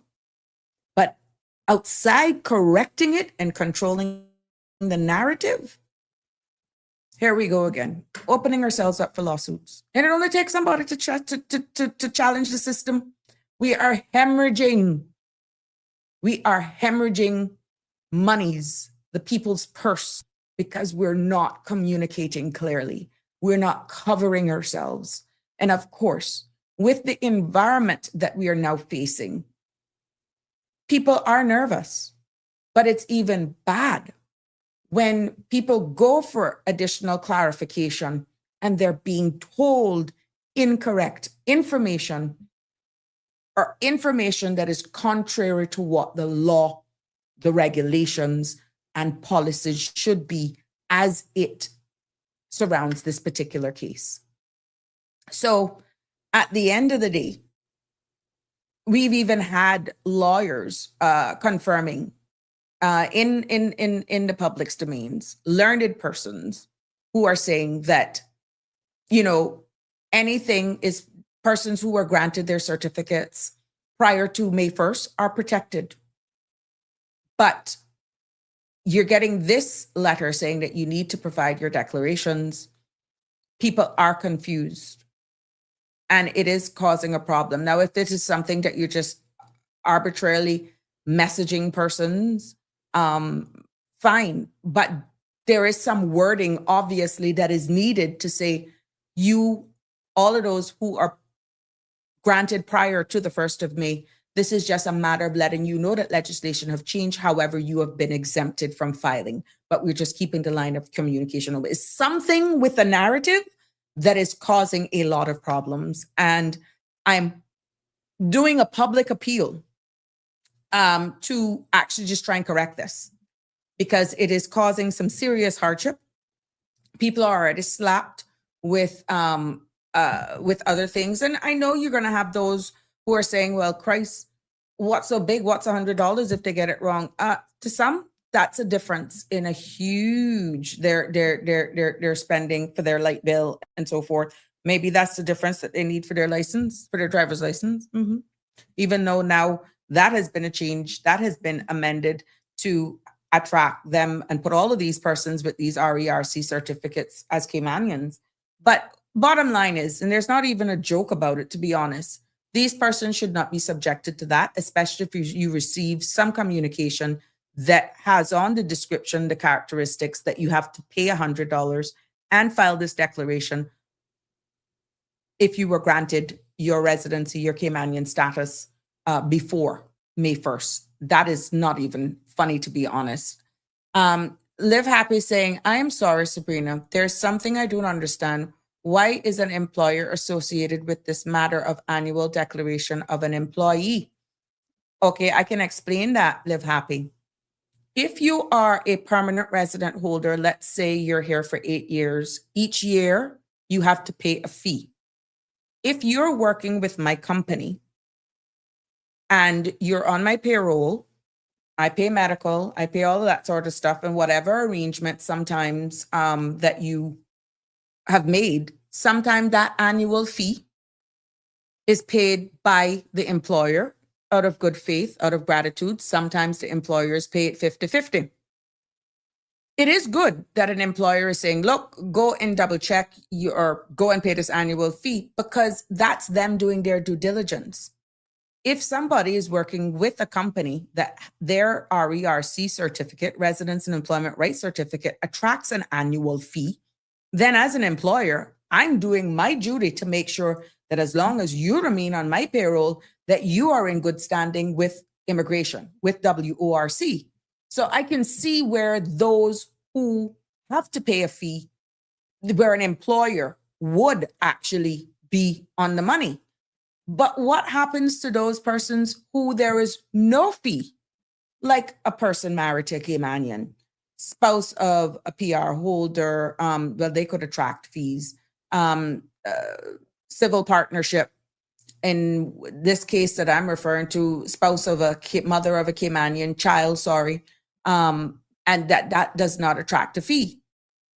Now, the annual declaration that the law is saying is that those persons are now having to go down and file this declaration of and pay $100. And that's not the case, because all of these certificates that were granted before the 1st of May do not have to file an annual declaration. Now, if you're on an RERC for 8 years, where annually you pay your annual right to work fee, that is a different case. That's a 2-for-1. You were already doing that. The ones that I'm talking about, okay, are those RERC certificates where there is no fee associated, but were granted before the 1st of May. There is nothing in the law or that has been amended, and I stand to be corrected, that mandates these people to do an annual declaration and pay $100 fee. No, there's nothing in there. These persons would have been protected.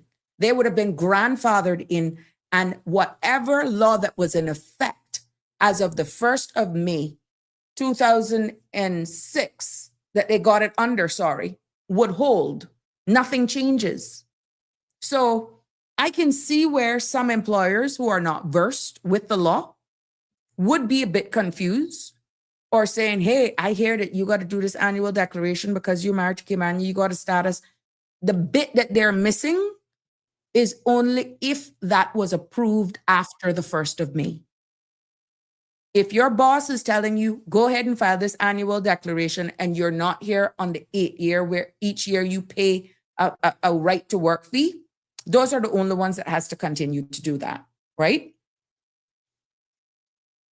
But anybody else that was granted before the 1st of May that do not have an annual fee attached to it, you don't have to do no annual declaration, is the takeaway. So I'm hoping that I was able to break that down, clarify that, because there is some serious miscommunication out there. There is some anxiety. And I am hearing that even in some workplaces that they are filing these annual declarations and paying the fee just to not get in trouble with WORC. But if you know the law, just run it by somebody else who's learned with the law. Don't do that. Don't do that. And I would hope that that's not going to be another exercise now, more strain on WORC, where when it's clarified that there any refunds now have to be done. Do you know what kind of administrative work that's going to take now? I don't know. But between the 1st of May and now that we're in July, it's not that far. Let's nip it now. Let's get it now. Let's clarify any misunderstandings. But that official misunderstanding, miscommunication has to be communicated from the authority, the responsible body, WORC or otherwise. Because I'm telling you, either the director, somebody in the operational arm, somebody needs to be speaking publicly on this to clarify it. And I don't know what type of additional training, but I think where the bigger mix-up came is when people started receiving these emails telling them, look, you need to pay $100, you need to come in and do an annual declaration. And they were actually already approved from before the 1st of May. I'm having a WhatsApp. I'll keep you thing. Good afternoon, Sabrina. Thank you for having this topic. Yes, it's a huge confusion. My daughter-in-law had to complete, hold on, let me see this. A pile of documents for her workplace in Cricket Square, filing declaration. She has been married now for 13 years. See, that's wrong. That is so wrong. Thank you, WhatsApper. That's wrong. any certificate that was granted before the 1st of May, there is no need for a declaration. All you have to do is to write back to WORC and say, I am the holder of whatever it is you're holding, and I was granted my certificate on X date. I do not feel that I am asking you to revisit my case, because in accordance to the law, I would have been grandfathered in. I humbly await your reply. If you are an 8-year PR holder that pays an annual fee to maintain working as a carpenter, a doctor, or a partner, whatever, real estate agent, because you got yours under those 8 years, that is a different thing. You have to continue doing that, even if you were granted it before the 1st of May. Those are those certificate holders that automatically comes with an annual fee. You still have to pay your annual fee until you get your right to be Caymanian, your citizenship, whatever it is. In those cases, that's the only time you stop. No, but then if you get that now after the 1st of May, that's when you still have to be subject to the 3 years. What I'm trying to say is, guys, if you did not pay an annual fee before the 1st of May, you don't have to file no application for an annual declaration and pay a fee. No. But if you got the 8-year permanent residence with the right to work and you pay those fees, yes, that continues until you eventually get status.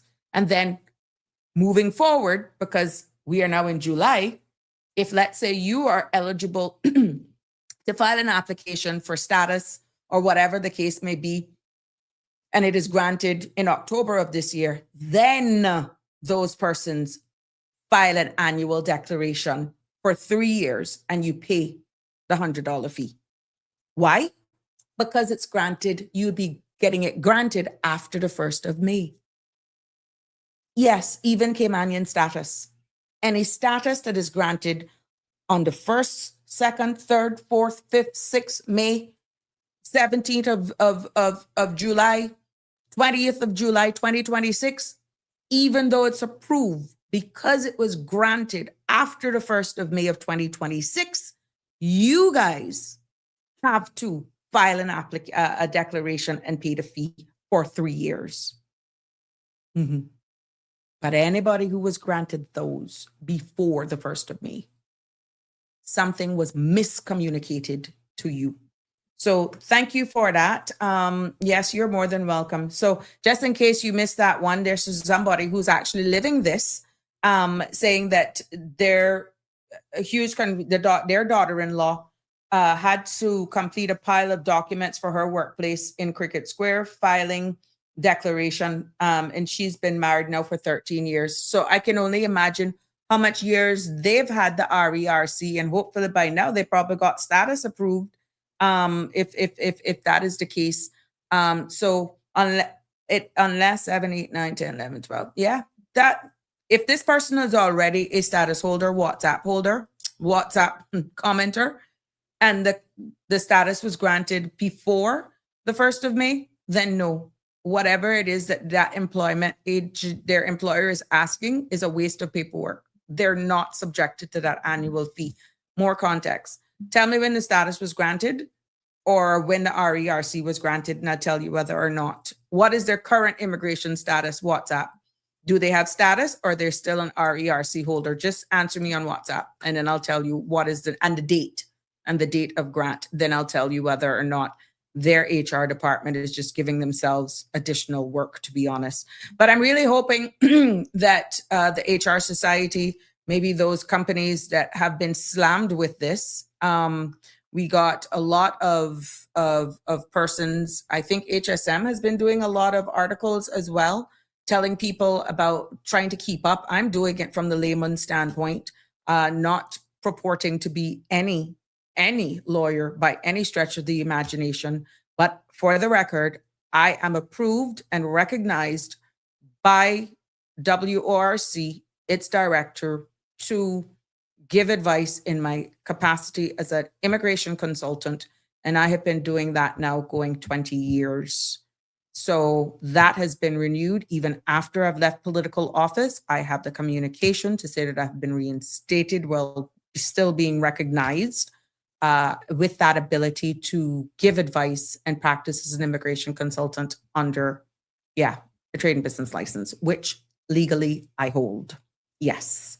So this is not by any means, I'm just not coming here shooting from the hip. Anyone who's known me know I have been doing this for quite some time. And I'm just hoping that at the end of the day, I respect a lot of persons in the business. I respect a lot of you in this consultancy business. I even have greater respect for my people in the legal field, because I ain't trying to take away no work from you at all. Oh no, could never step in your shoe. But if you know somebody's coming to you, please, and you catch on that WORC incorrectly communicated a letter to somebody, please, please, use some mercy on the people and do not charge them hundreds and hundreds of dollars to get something when you know it's a genuine error and nothing will happen to the people. Come on. Come on. Let's try for once to come together to help our brothers and our sisters in the community, and by extension, help the workers of WORC as well, even though they're not benefiting from what revenue you collect. But I can understand the panic and the mayhem that is going on with some persons who don't want to get a revocation or mindful to revoke letter because you fail to file an annual declaration when in fact you were the holder of an annual certificate before the 1st of May. I know for some of you, you're like, yeah, bring it on. We will have a field day with y'all in court. Come on. People need to find that money up front to get that type of representation. So I'm hoping from a wider standpoint of things that someone internal of government, someone in chambers will hear this honest clarion call to fix it, to get it right. All we need is a public statement of some sort, because it's not nice. It's not nice. We got people that are confirming this is happening. Jess RERC, no status. She was granted this on the 5th of March, 2015. My love, there is no need for an annual declaration, because in this case, and I know you said, thanks for clarifying, there is no need for this person who was granted RERC on the 5th of March, 2015 to file an annual declaration. Why? Because they were granted this before the 1st of May, 2026. So if your daughter-in-law got any form of communication from WORC, tell them to write back and says they were granted this on the 5th of March, 2015, and they are grandfathered in. You're asking them to recorrect their communication, their correspondence to you. If this is just something that the employer has taken upon themselves, then they have the right to go back in and point. You can Google it, preservation, who's grandfathered in accordance with the Cayman Protection Act of 2026, grandfather's clause, and even the guidebook has it as well, that these persons are not. So please, please, please, thank you, WhatsApper, for sharing that. And this is how we continue to learn. Respectfully, as I said, I'm just hoping that, the staff don't think we're coming at them. This is about educating the public. And the more you're educated, the less mayhem you will have in there. But where it's sad, and that's if people are actually from a government agency collecting monies for this annual declaration, you would be illegally collecting that money, because there's nothing that mandates in law that these people have to pay a dime or file a declaration once they were granted these particular RERCs that don't attract an annual fee for this declaration because it was miscommunicated. Good evening, caller. You're live on Sabrina Speaks. Good evening, Miss Sabrina and Cayman. I trust everybody is well. Yeah, thank you. Speak it how it needs to be said, because there's a lot of that I hear going on, and it's sad that, some people are having to deal with stuff that they shouldn't have to deal with at this far along into all of this. So I hope all of that gets sorted for those that needs it sorted, because that type of mayhem people don't need, and people are hurting these days. They need every dollar they can get But to it's save. true. So But it looks, it yeah, seems it's, as though the you holder know, is responsible. Oh, that was another thing.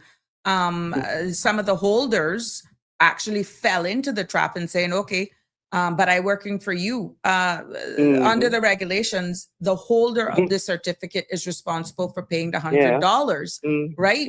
So that was where another confusion. I'm like, why are we even having this conversation? You were granted your certificate, God knows when, how long. Yeah, but my employer said I need to do it. You don't have to do it because you're grandfathered in. So that's another thing. Who pays it? Is it the holder or the employer? And I'm like, oh my goodness. Yeah. So they should have stipulated all of that in there too. So those are little things they'll have to go fix back. And, well, it's not you to know, say that it's not in there. It's just was not properly explained, which is why sometimes I have to take my time, sound repetitive, in the way I deliver. It's not that I'm undermining anybody's intellect or insulting anybody, but repetition is key. But officially, I'm not the official source. I'm just trying to do my part in giving back to the community to educate the common man. But this is big. You don't need to do. This can be because big. it affects a lot of Correct. people. And a lot of Caymanian households. Yeah, a lot of $100. $100 to $100 today. Exactly. Hello, the supermarkets aren't getting any cheaper. Exactly. So I'm really hoping that I gave justice to this clarification, that it will put some fire under the respective departments or ministries. Yeah. But it's I'm only to take a look at it. Oh yeah, but it's only taken the right person to challenge it and say, look, I have gone through so much mental anguish between my workplace and between you, and I need and I need this now. And I need compensation for damage. When the lawyers start, when the word lawyer starts calling, I think a lot of people start listening. So who knows if that's what needs to be done? Oh, sad. If it was me, I would probably have done it a long time ago. Anyway, let us get to the football. Oh Lord! What are you doing? You nursing your wounds, or are you celebrating? Oh no! I'm the biggest celebratory fan in the world. Oh my goodness. Let me say this. I think certain things, certain people wanted to happen, and Argentina got to where Argentina is because my opinion is, and there's only one football fan and one that watches it. But there were a few games that the calls could have been differently done. I think England should have went ahead. That's my opinion, but history will tell its story. And I will say this, that there can only be one winner. Exactly. But all are winners. None are losers. There always has to be a runner-up. And Fate had it this day that it was Spain's turn. But I did,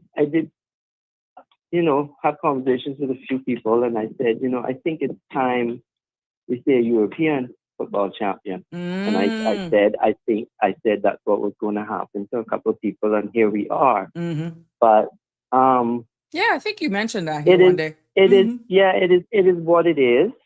We take it for what it was. It did something, I think, that a lot of people did not expect to happen right now, and that was bring some energy, some positive energy to the United States of America, to the North, and to show people that the people are different.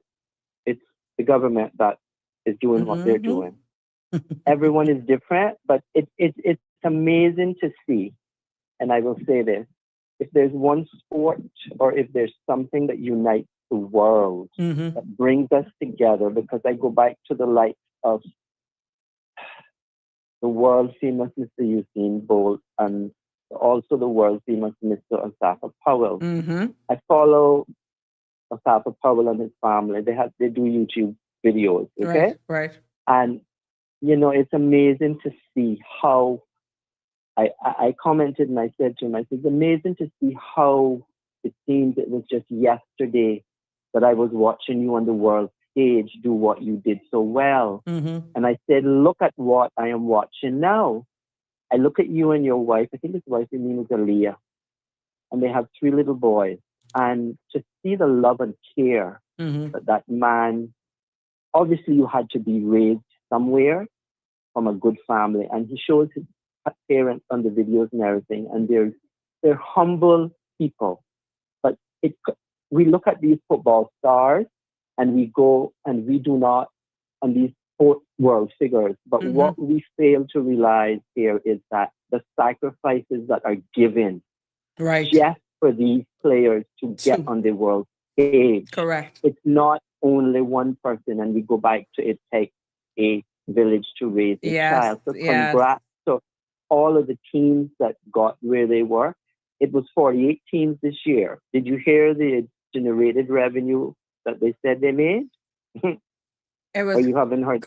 I haven't heard it, but one? I not that I can think. I've heard it, but I don't remember exactly what was the total revenue made from the world. I can get it though. Let me just read two Go things ahead. there.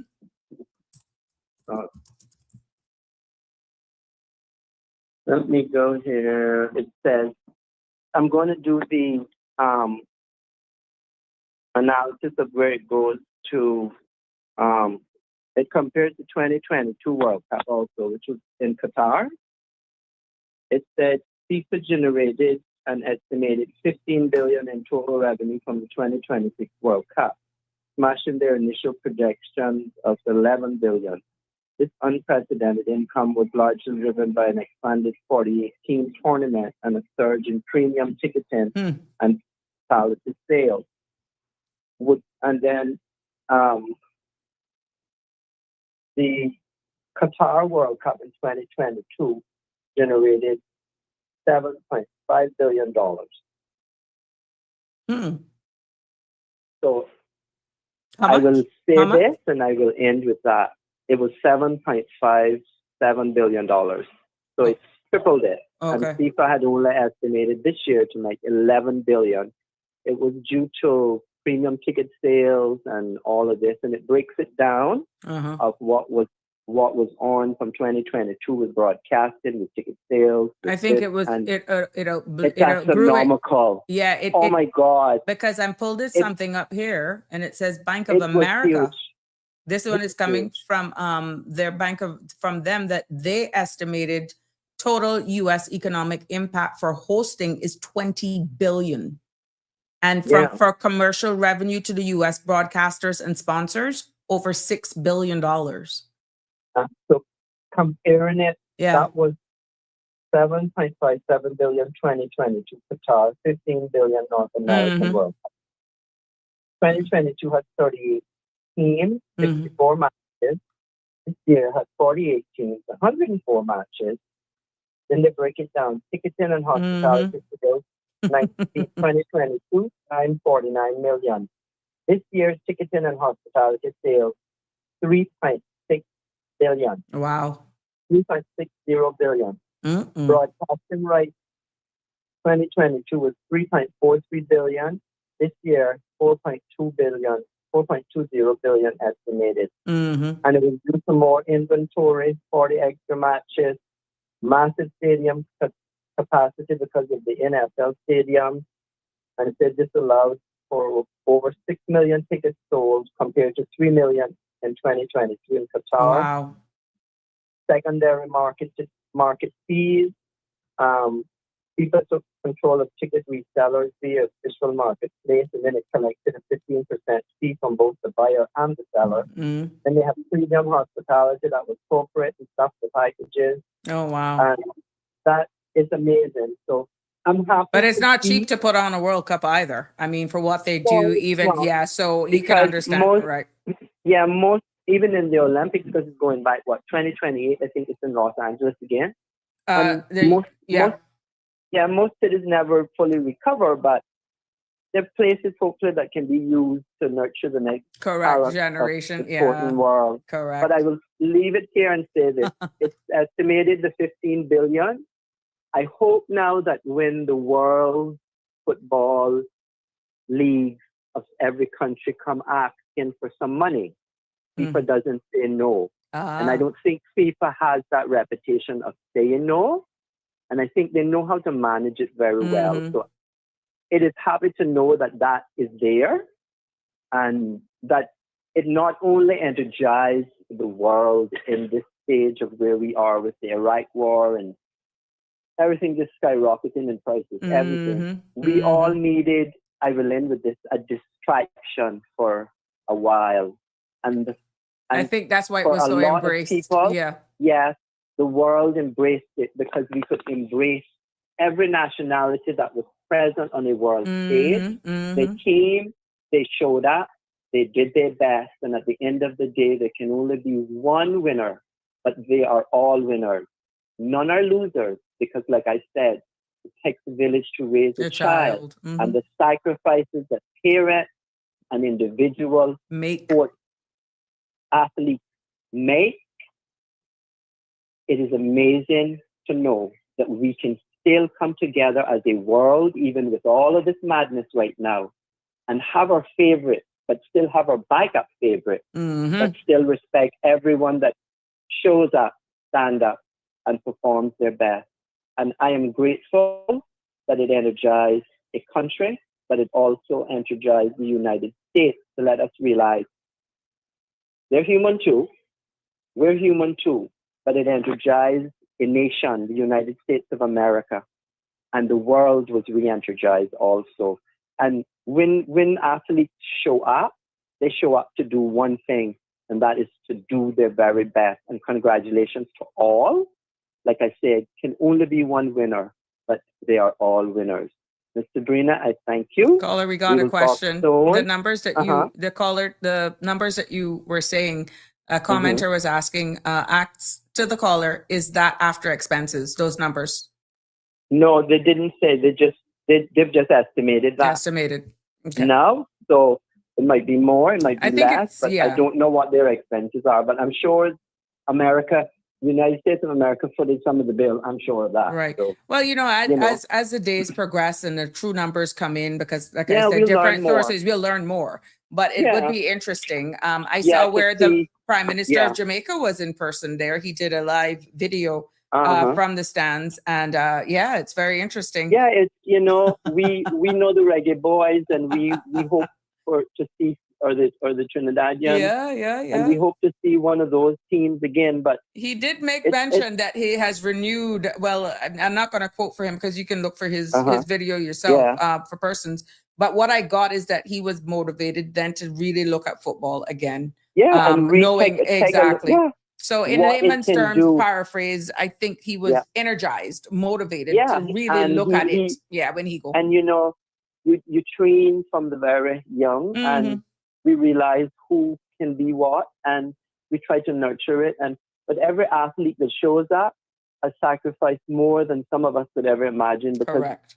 I looked at something the other day about Nadia Comaneci, and I remember when it said when the scores were given, it showed up as a 1.00 because nobody had ever given a 10 in gymnastics for that. Wow.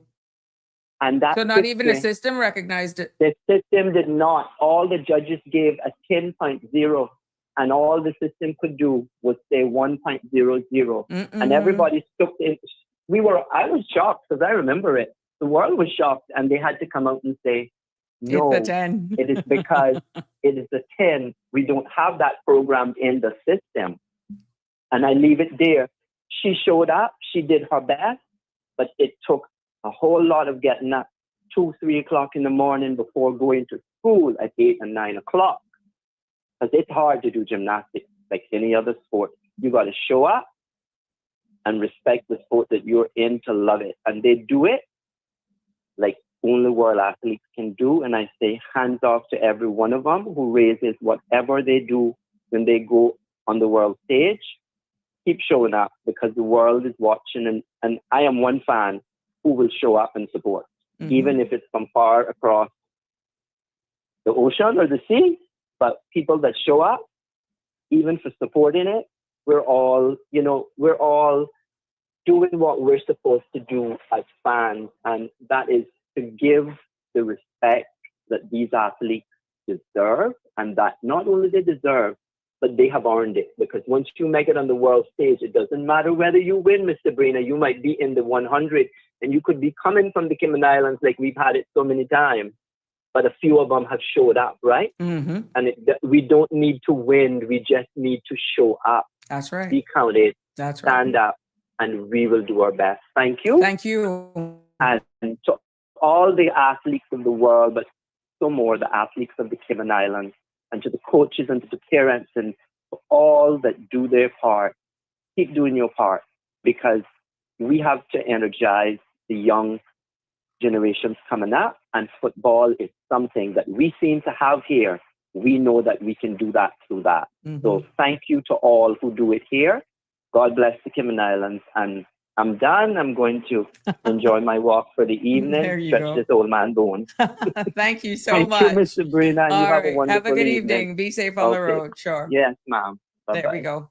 So well said. And it's quite right. We have our own athletes here. And I think Jackson. Oh, Lord. Cover. I will be doing that tomorrow. There's a welcome party that is happening. We know that he has made his name internationally. He's just gotten drafted as well. There's a welcome party for him coming up here. I will be sharing that in the community calendar for tomorrow. And I'll also be doing a post if I haven't already done it already. But yeah, we'll tell you more about that. But that brings us to the end of this episode of Sabrina Speaks. And it is a pleasure. Thank you for all of you who took the time to message me. Thank you for the callers, and definitely for all of you commenters, and of course, my content creators in Bloom, and words of encouragement, of course, and wisdom from Damian Henry. To everybody, Donna is in the house as well. Miss Joyce Ann was also joining us as well. So good to have you all here with us. Until tomorrow, please be safe on our roads. Do have a good evening. God bless. See you. Love you lots. Tomorrow. That's a wrap for today's edition of Sabrina Speaks. Thank you for tuning in and for being part of the conversation. Remember, the dialogue doesn't stop here. Stay engaged, stay informed, and most importantly, stay empowered. We'll be back tomorrow at 5 p.m., same time, same place, right here on CMR TV and radio, where your voice matters and your truth is heard. Until then, K-Man, take care of yourself and each other. That's it for today's edition of Sabrina Speaks, where your voice matters, your story counts, and your truth is always welcome. Join us weekdays from 5 until 6:30 p.m. right here on CMR TV as we dive into the topics that matter most to you. Catch the show live or on demand at cmrtv.com. And don't forget to follow us on Facebook, YouTube, and Instagram so you never miss a moment. Until next time, stay informed, stay engaged, and always speak your truth.